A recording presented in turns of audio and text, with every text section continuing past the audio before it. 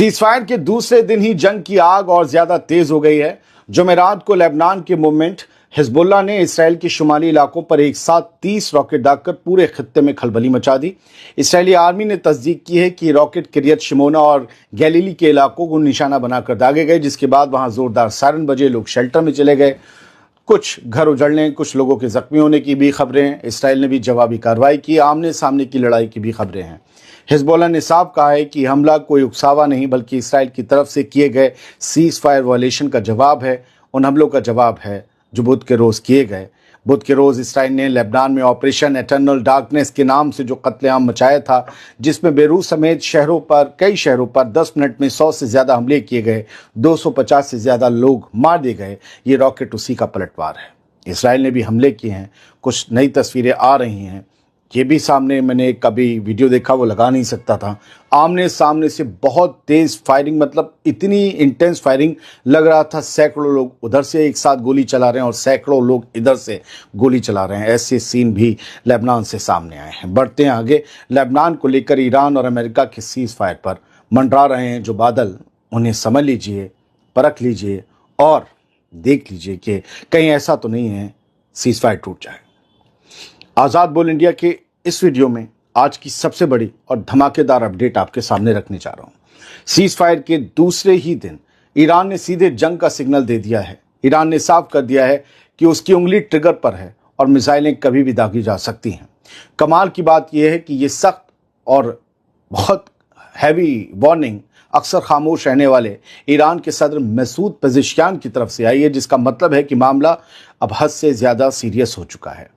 Masood Pezeshkian ने Donald Trump के उस दावे को सिरे से खारिज कर दिया है जिसमें कहा गया था कि लेबनान इस 2 हफ्ते के समझौते का हिस्सा नहीं है।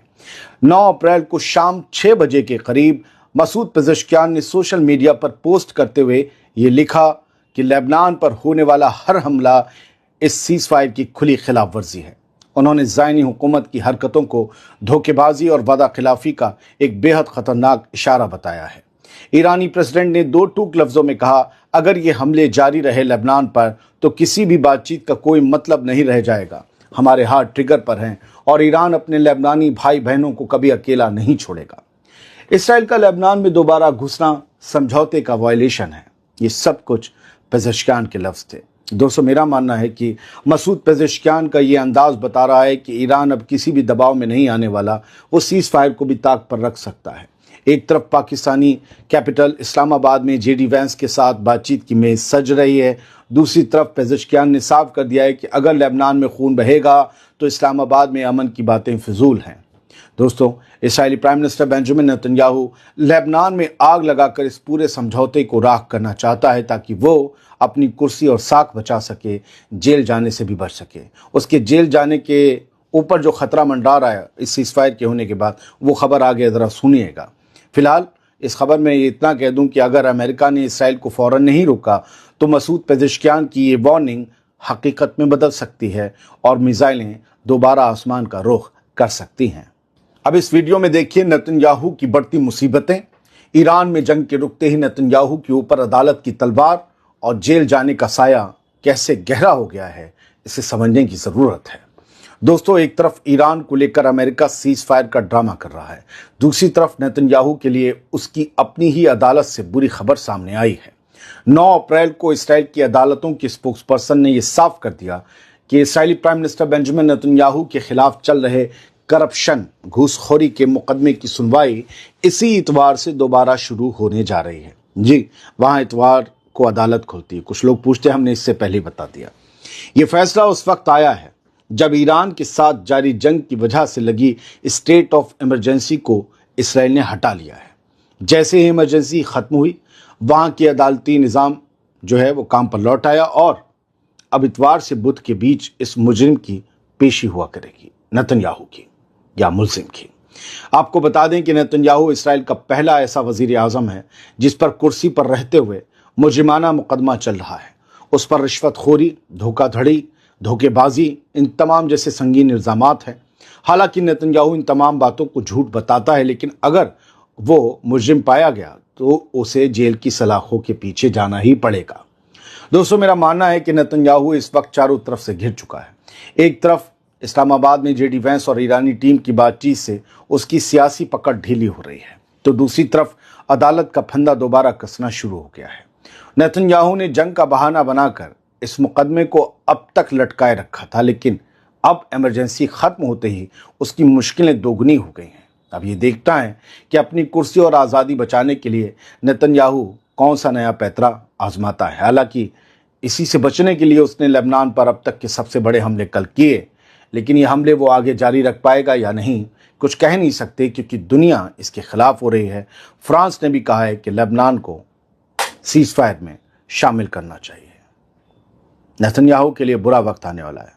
اب ایک ایسا سنسنی خیز خلاصہ سنیے جس نے امریکہ اور اسرائیل کے ہوش اڑا دیے ہیں۔ چائنا نے اپنے پرانے دوست ایران کی میسائل پاور کے لیے وہ کام کر ڈالا ہے، وہ جادوئی چیز دے ڈالی ہے جس نے امریکہ اور اسرائیل کی ہوا ٹائٹ کر دی ہے۔ یہ کام سیز فائر سے پہلے ہوا، لیکن یہ خبر اب چرچا میں آ رہی ہے سیز فائر کے دوسرے دن، کیونکہ لگتا ہے کہ جنگ پھر شروع ہو سکتی ہے، تو یہ خبر اہم بن جاتی ہے۔ دی ٹیلی گراف کی ایک رپورٹ کے مطابق چائنا نے ایران کو سینکڑوں میزائلیں تیار کرنے کا سامان دے کر اسے ایک لمبی جنگ لڑنے اور امریکہ اسرائیل کو لگاتار ٹھوکتے رہنے کی طاقت دے دی ہے۔ جب سے جنگ شروع ہوئی، چائنا سے ایران کے لیے سوڈیم پر کلوریٹ کی 5 بڑی کھیپیں سمندر کے ذریعے بھیجی گئیں، جہازوں پر لاد کر۔ آپ کو بتا دیں کہ یہ وہ جادوئی چیز ہے جس کے بنا سالڈ میزائل فیول تیار نہیں ہو سکتا۔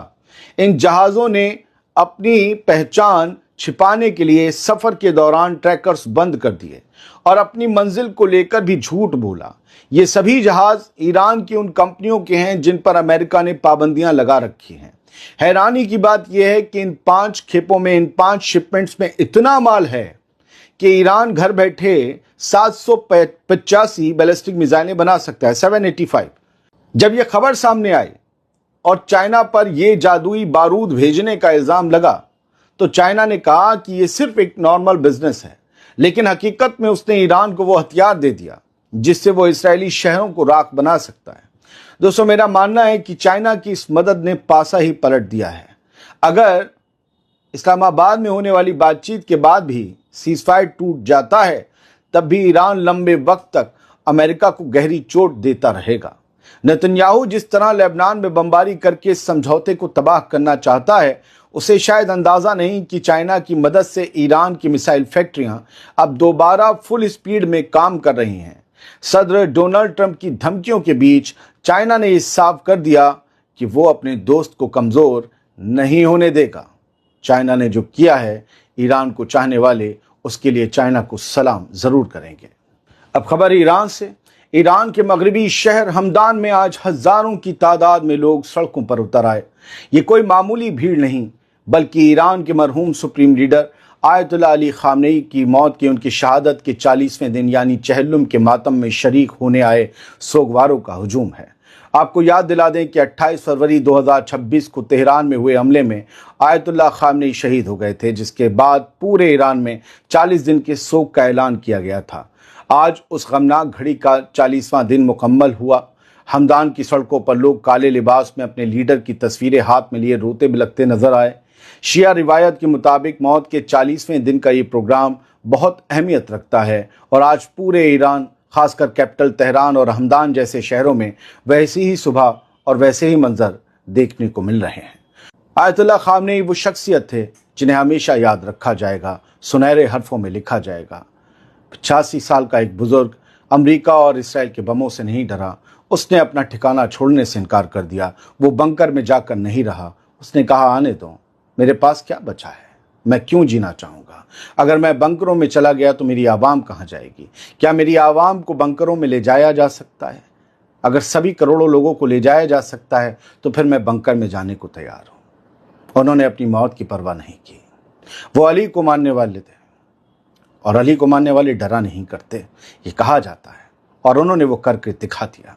اسی لیے کہتے ہیں آیت اللہ خامنئی کو اسرائیل اور امریکہ سوچتے ہیں کہ قتل کر دیا، نہیں، انہیں شہادت کا درجہ دے دیا، اور وہ ہمیشہ زندہ رہیں گے۔ دوستو، میرا ماننا ہے کہ آیت اللہ خامنئی کی موت کے ان کی شہادت کے 40 دن بعد بھی لوگوں کا یہ سیلاب بتاتا ہے کہ ایران کی عوام اپنے لیڈر سے کتنی محبت کرتی تھی یا کرتی ہے۔